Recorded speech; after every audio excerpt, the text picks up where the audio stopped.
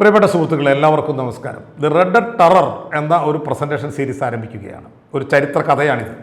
Marxist സർവാധിപത്യത്തിൻ്റെ ചരിത്രം ദീർഘമായ ഒരു കഥയായി പറയാൻ ഞാൻ ശ്രമിക്കുകയാണ്. അതിൻ്റെ ആദ്യ സീസണാണിത്. മാർക്സിസത്തെക്കുറിച്ച് ചർച്ച ചെയ്യുമ്പോൾ ഇടത് എന്ന ഒരു വാക്കിനെ നമ്മൾ ആദ്യം അഡ്രസ്സ് ചെയ്യേണ്ടതുണ്ട്. എന്താണ് ഈ ഇടത്? ഇടതെന്നാൽ മാർക്സിസമാണെന്ന് മലയാളികൾ പറയുന്നു. ചിലർ പറയുന്നു ഇന്നത്തെ ഇടതെന്നാൽ ഇസ്ലാമാണ് എന്ന്. അങ്ങനെ മാർക്സിസവുമായും ഇസ്ലാമായും ചുരുക്കിക്കെട്ടാവുന്ന ഒരു വാക്കാണോ ഇടത് എന്നാണ് ആദ്യം പരിശോധിക്കേണ്ടത്. എന്താണ് ഈ ഇടതുപക്ഷത്തിൻ്റെ ലോകത്തിലെ ചരിത്രം? അതൊരു കഥയാണ്, ചരിത്രവുമാണ്. പലർക്കും അറിയാവുന്ന ഒരു കഥയാണ് ഞാൻ പറയാൻ പോകുന്നത്. പണ്ട് ഫ്രാൻസ് എന്ന രാജ്യത്ത് ഒരു ലോകസഭയുണ്ടായിരുന്നു. നമ്മൾ ഇന്ന് ഇന്ത്യയിൽ കാണുന്ന ലോകസഭ പോലെ അല്ല അത്. അതിലെ മെമ്പർമാർ തുല്യരായിരുന്നില്ല. അവരെ 3 തട്ടായി തിരിച്ചിരുന്നു. ഈ 3 തട്ടുകൾ എസ്റ്റേറ്റുകൾ എന്ന് അറിയപ്പെട്ടു. ഏറ്റവും മുകളിൽ പുരോഹിത വർഗം മാത്രം ഉൾപ്പെടുന്ന ഒരു ക്ലർജി എസ്റ്റേറ്റാണ്. First estate means clergy.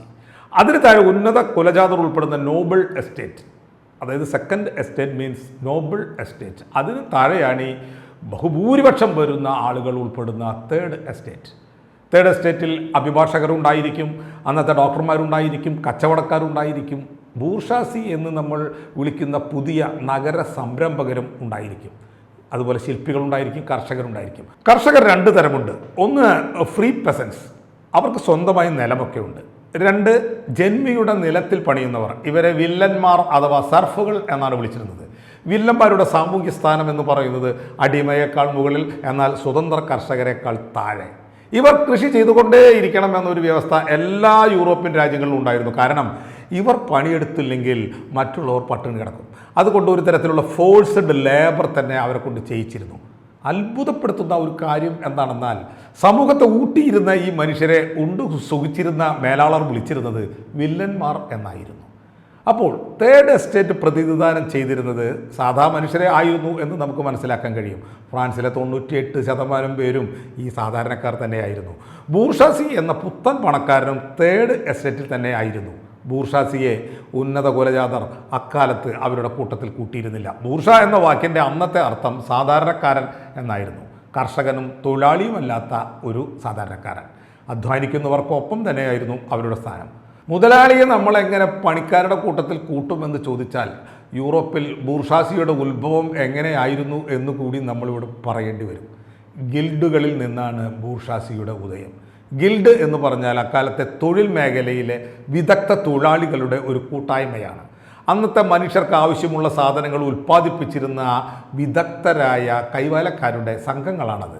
ഇവരെ വിദഗ്ധർ എന്ന് വിളിക്കാൻ കാരണം പണ്ടൊക്കെ ഒരു ഉൽപ്പന്നം മുഴുവനായും ഉണ്ടാക്കിയിരുന്നത് ഒരൊറ്റ വിദഗ്ധ തൊഴിലാളിയായിരുന്നു. അതുകൊണ്ടാണ് അവരെ വിദഗ്ധർ എന്ന് വിളിച്ചിരുന്നത്. അതിനാണെങ്കിൽ ദിവസങ്ങളോളം എടുക്കും. വിദഗ്ധരായ കൈവേലക്കാർ ഗിൽഡുകളിൽ ഒരുമിച്ച് ചേർന്നപ്പോഴാണ് ഒരു ഉൽപ്പന്നത്തിൻ്റെ വിവിധ ഭാഗങ്ങൾ വിവിധ ആളുകൾ ചെയ്യുന്നതാണ് എളുപ്പം എന്ന് നമ്മൾക്ക് മനസ്സിലായത്. അവിടെയാണ് തൊഴിൽ വിഭജനം ആരംഭിക്കുന്നത്. അതോടെ ഗിൽഡുകളിൽ ഉൽപ്പാദനക്ഷമത കൂടി. അത്തരം ഗിൽഡുകളുടെ ഉടമകളിൽ നിന്നാണ് ആധുനിക ബൂർഷാസി ഉണ്ടാകുന്നത്. അപ്പോൾ ബൂർഷാസി ഉണ്ടായി വന്ന പശ്ചാത്തലം കൈവേലക്കാരുടേതായതിനാലാണ് അവരെ അന്നത്തെ ഉന്നത കുലജാതർ ഒപ്പം കൂട്ടാഞ്ഞത്. 13-ാം നൂറ്റാണ്ട് മുതൽ ഫ്രാൻസിൽ എസ്റ്റേറ്റ് ജനറൽ എന്ന ഒരു സഭ ഉണ്ടായിരുന്നു എന്ന് നമ്മൾ കേൾക്കുമ്പോൾ അതൊരു അത്ഭുത വാർത്ത തന്നെയല്ലേ. പക്ഷേ ഈ സഭ കൂടിയിരുന്നത് രാജാവ് ദുർബലനാകുമ്പോൾ മാത്രമായിരുന്നു. യുദ്ധം മൂലം കടം പെരുകി രാജാവ് തന്നെ നാടുവിടേണ്ട ഗതി വരുന്ന സന്ദർഭങ്ങളിലാണ് രാജാവ് ഈ സഭ വിളിച്ചു കൂട്ടിയിരുന്നത്. രാജാവ് പ്രതാപിയായിരിക്കുമ്പോൾ അയാൾക്ക് ഈ ജനസഭ അലർജിയാണ്. ഉദാഹരണമായി 1614 കൂടിയ സഭ പിന്നെ കൂടുന്നത് 1789 175 വർഷം കഴിഞ്ഞ് അന്നത്തെ ആളുകളൊക്കെ മരിച്ചുപോയി. എങ്കിലും മിണ്ടാത്ത ആളെക്കാളും നല്ലതല്ലേ കൊഞ്ഞപ്പുള്ളവർ എന്ന ന്യായത്തിൽ നോക്കിയാൽ ജനങ്ങളുടെ പ്രാതിനിധ്യമുള്ള ഒരു സെറ്റപ്പ് അത്ഭുതം തന്നെയായിരുന്നു. വല്ലപ്പോഴും മാത്രമേ അത് വിളിച്ചു കൂട്ടിയിരുന്നുള്ളൂ. എങ്കിലും എസ്റ്റേറ്റ് ജനറൽ എന്ന സഭ കൂടുമ്പോൾ സഭ നിയന്ത്രിക്കുന്ന ആളുടെ വലതുവശത്താണ് പുരോഹിത വർഗവും ആഭിജാത വർഗവും ഇരിക്കുക. എന്തുകൊണ്ടാണ് അവർ വലതുവശത്ത് കയറിയിരുന്നത്? അവർക്ക് എവിടെയെങ്കിലുമൊക്കെ ഇരുന്നാൽ പോരാ. വലതുവശം ഇടതുവശം എന്നതിന് മനുഷ്യരുടെ കൈകളുമായി ബന്ധപ്പെട്ട ഒരു പവിത്ര സങ്കല്പമുണ്ട്. ഇടത് കൈ ശൗചകർമ്മങ്ങൾക്ക് ഉപയോഗിക്കുന്നതിനാൽ ആ കൈ കൊണ്ട് ആർക്കെങ്കിലും എന്തെങ്കിലും കൊടുക്കുന്നത് തന്നെ അപമര്യാദയാണ്. ഇതൊരു മതമൂല്യമായി പിന്നീട് മാറുകയാണ് ഉണ്ടായത്. ബൈബിളിലെ പുതിയ നിയമത്തിൽ കൊലോസ്യർക്കുള്ള ലേഖനത്തിൽ ഇത് കൃത്യമായി പറയുന്നുണ്ട്. ക്രിസ്തു ദൈവത്തിൻ്റെ വലതുഭാഗത്താണ് ഇരിക്കുന്നതെന്ന്. പൗലോസ് ഹെബ്രായർക്ക് എഴുതിയ ലേഖനത്തിൽ പറയുന്നത്, ഞാൻ നിന്റെ ശത്രുക്കളെ നിനക്ക് പാദപീഠമാക്കുവോളം നീ എൻ്റെ വലതുഭാഗത്തിരിക്കുക എന്നാണ്, അല്ലാണ്ട് ഇടതുഭാഗത്തിരിക്കാനല്ല. ക്രിസ്തു ദൈവത്തിൻ്റെ വലതുഭാഗത്താണ് ഇരിക്കുന്നതെങ്കിൽ പിന്നെ സമ്പത്തും പവറുമുള്ള ക്രിസ്ത്യാനികൾ അവിടെ തന്നെ കയറിയിരിക്കും. അങ്ങനെയാണ് അവരൊക്കെ വലതുവശത്തിരുന്നത്. അക്കാലത്ത് ജനസംഖ്യയിൽ വെറും 2% മാത്രം വരുന്ന ഈ ആഭിജാതരായിരുന്നു ഭൂരിഭാഗം ഭൂമിയും സ്വത്തുവകകളും കൈവശം വെച്ചിരുന്നത്. അതായിരുന്നു അന്നത്തെ പവർ ഗ്രൂപ്പ്. അവർ ഫ്രാൻസിൻ്റെ ലോകസഭയുടെ വലതുവശം കൈയടക്കി. അങ്ങനെ വന്നപ്പോൾ 98% വരുന്ന 3-ാം എസ്റ്റേറ്റ് ലോക്സഭയിൽ ഇടതുവശത്തായിപ്പോയി. ഇടതുവശത്ത് ഇരുന്നവർക്കായിരുന്നു നികുതി മുഴുവൻ കൊടുക്കേണ്ട ഉത്തരവാദിത്തം. 1-ാം എസ്റ്റേറ്റും 2-ാം എസ്റ്റേറ്റും ഒറ്റക്കെട്ടായി നിന്ന് എല്ലാ കാലവും നികുതിയിൽ നിന്ന് ഒഴിവായി അവർ നികുതി അടച്ചിരുന്നില്ല. ഇങ്ങനെയൊക്കെ ആയിരുന്നെങ്കിലും യൂറോപ്പിലൊരു ഉണർവ് അക്കാലത്ത് പ്രകടമായി. കച്ചവടം, വിദേശ വാണിജ്യം, വ്യവസായം, ലിമിറ്റഡ് ലയബിലിറ്റി കമ്പനികൾ, സമുദ്രയാത്രകൾ, കോളനികൾ കണ്ടെത്തിയുള്ള കൊള്ളകൾ എന്നിവയിലൂടെ ഉണ്ടായ ഒരു പുരോഗതി. ഈ ഉണർവ് യൂറോപ്പിൽ നഗരങ്ങളുടെ ആവിർഭാവത്തിന് വഴിയൊരുക്കുകയാണ് ഉണ്ടായത്. അവിടെ കൈവേലക്കാരും ബൂർഷാസിയും അഭിഭാഷകരും ഡോക്ടർമാരും അടങ്ങുന്ന, അതുപോലെ സമ്പത്തും വിദ്യാഭ്യാസവുമുള്ള ഒരു മധ്യവർഗം ഉയർന്നു വന്നു. അവർ കുലീനർ കൈയടക്കിയിരുന്ന അധികാരങ്ങൾ ആവശ്യപ്പെടാൻ തുടങ്ങി. ഇവിടെ മറ്റൊരു കാര്യം നമ്മൾ എടുത്തു പറയേണ്ടതാണ്. വിദ്യയും സമ്പത്തും ആർജിച്ചു തുടങ്ങുമ്പോൾ മനുഷ്യർ സ്വതന്ത്രരാകുന്നു. വിദ്യ കൊണ്ട് സ്വതന്ത്രരാകുക എന്ന് പറഞ്ഞത് നമ്മൾ ഓർക്കുക. അവർ ചോദ്യങ്ങൾ ചോദിക്കാൻ തുടങ്ങുന്നു. രാജാവിൻ്റെ അധികാരം ദൈവദത്തമല്ല എന്ന ആശയം വരുന്നത് അത്തരം ചോദ്യങ്ങളിൽ നിന്നാണ്. അവിടെ മുതലാണ് കച്ചവടത്തിലൂടെ ധനം ആർജിച്ചു വരുന്ന പുതിയ ബൂർഷാവർഗത്തിൻ്റെ വളർച്ചയ്ക്കുള്ള പ്രധാന തടസ്സമായി രാജവാഴ്ചയും ഫ്യൂഡൽ മൂല്യവ്യവസ്ഥകളും മാറി. ചരിത്രത്തിൻ്റെ സ്മൂത്തായ ഒഴുക്കിന് പഴയ നിയമങ്ങൾ പ്രതിബന്ധം സൃഷ്ടിക്കുമ്പോൾ അതിനെ മറികടക്കാൻ പുതിയ ചിന്തകൾ അവതരിപ്പിക്കപ്പെടുന്നു. പുതിയ ചിന്തകന്മാരവിടെ പ്രത്യക്ഷപ്പെടുന്നു.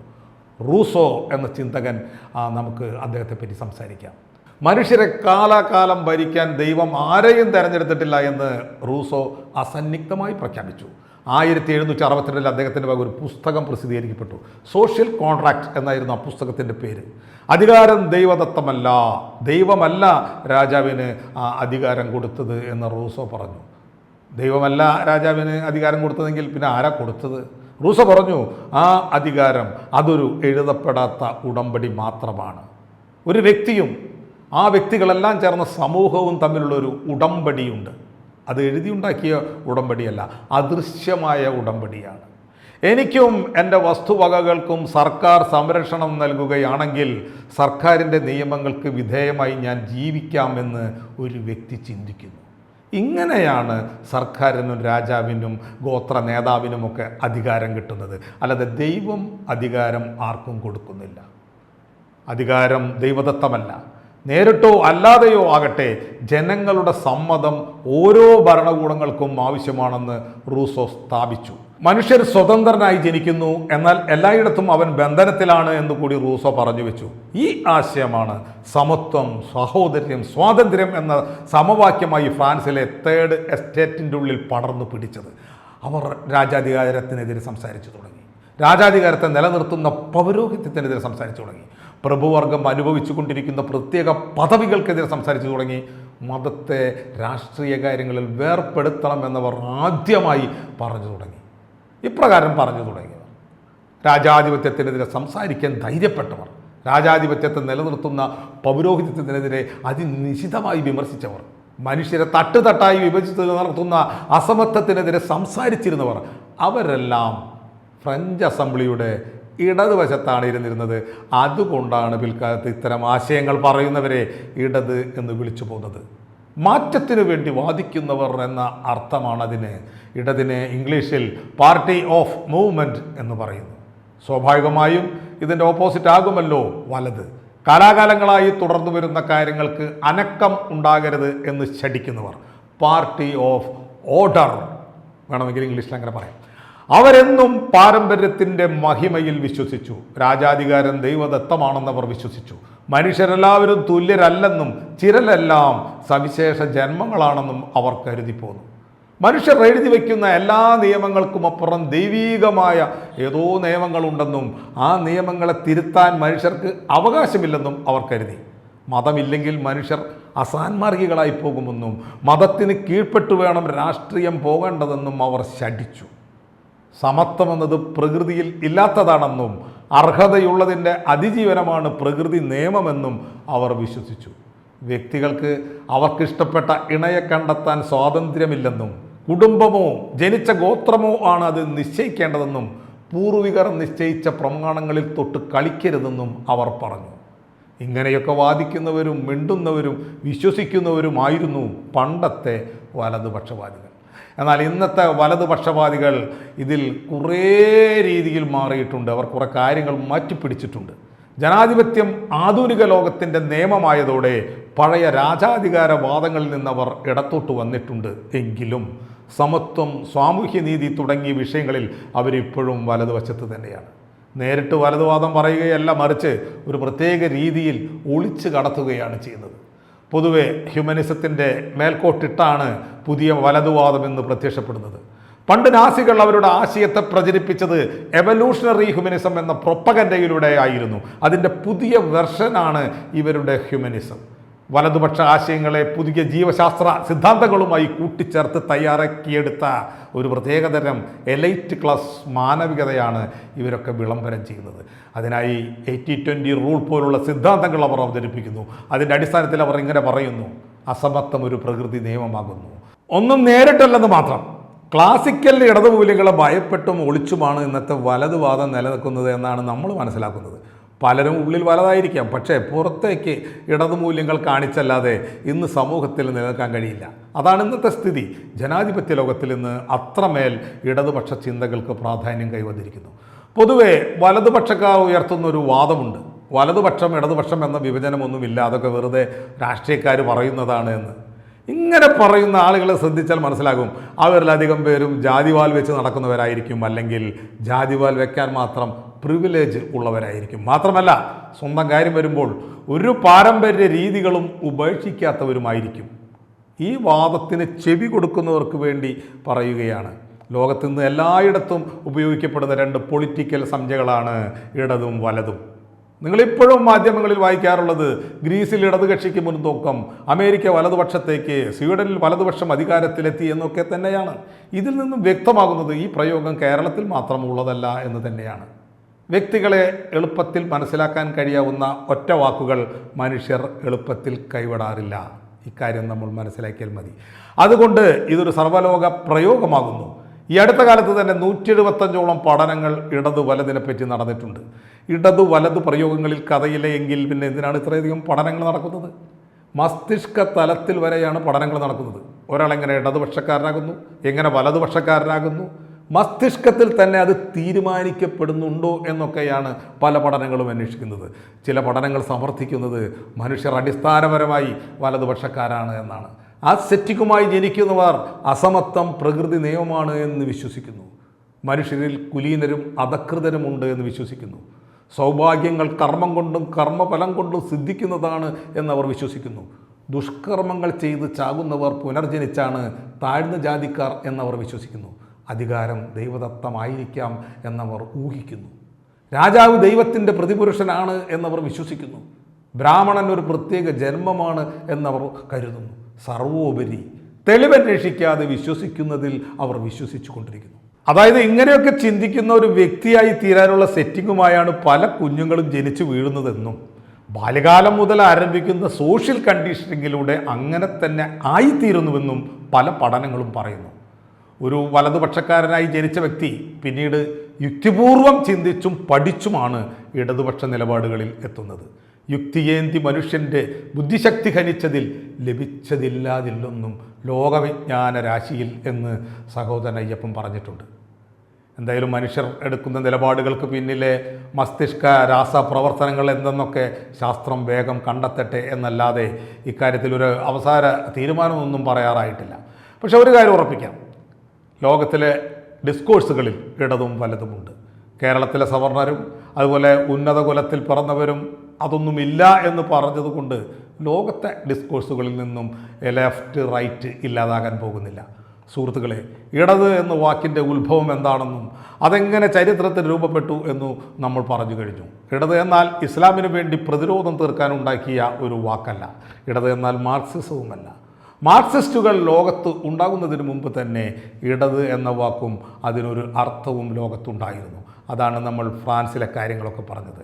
ഫ്രാൻസിലെ എസ്റ്റേറ്റുകളായി ബന്ധപ്പെട്ടുണ്ടായ എസ്റ്റേറ്റ് ജനറലായി ബന്ധപ്പെട്ടുണ്ടായ ഇടത് എന്ന ആശയത്തെ മാർക്സിസം പിന്നീട് ഹൈജാക്ക് ചെയ്തതാണ്.